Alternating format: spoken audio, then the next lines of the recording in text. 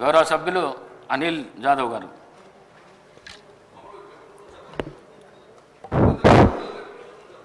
Thank you అధ్యక్ష. ఏదైతే over scholarship మీద జరుగుతున్నటువంటి చర్చ మీద ఇక స్కీమ్ అనేది చాలా బాగుండేది. విదేశీలలో చదువుతున్నటువంటి పిల్లలు ప్రతిరోజు మాకు ఫోన్లు చేస్తూ ఉన్నారు. ఏదైతే రెండో మూడో విడత ఏదైతే బకాయిలు ఉన్నదో చెల్లిస్తలేరని చెప్పేసి వాళ్ళు విదేశాలలో నానా తంటాలు పడుతూ ఉన్నారు.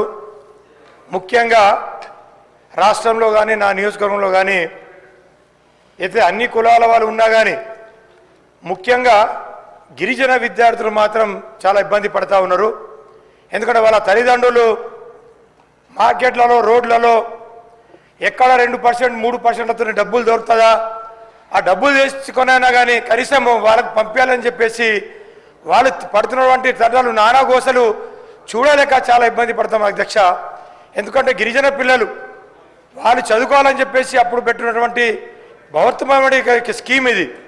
అంత మంచి స్కీమ్ను కంటిన్యూ చేయలేక వాళ్ళ ఇబ్బందులు వాళ్ళు విదేశాల్లో ఇక్కడ రాష్ట్రంలో కానీ మన ప్రాంతాల్లో ఎక్కడైనా కానీ డబ్బులు దొరుకుతాయి అధ్యక్ష. కానీ విదేశాల్లో ఎక్కడి నుంచి చేస్తారన్న అధ్యక్ష వాళ్ళు రాత్రి పగలు ఫోన్లు చేస్తూ ఉన్నారు. మీరైనా మాట్లాడండి, ప్రభుత్వాన్ని మీరైనా మాట్లాడండి, ఖచ్చితంగా మాకు డబ్బులు అందించాలని చెప్పేసి వాళ్ళు చేస్తారు. ఎందుకంటే వాళ్ళు చదివినా కానీ వాళ్ళకు సర్టిఫికెట్ కూడా వస్తలేరు. ముఖ్యంగా అయితే వారితో పాటు చాలా ఇబ్బంది పడుతున్నారు కాబట్టి వాళ్ళకు న్యాయం చేయాలి. ప్రభుత్వాన్ని కూడా మేము వినవించుకుంటున్నాం.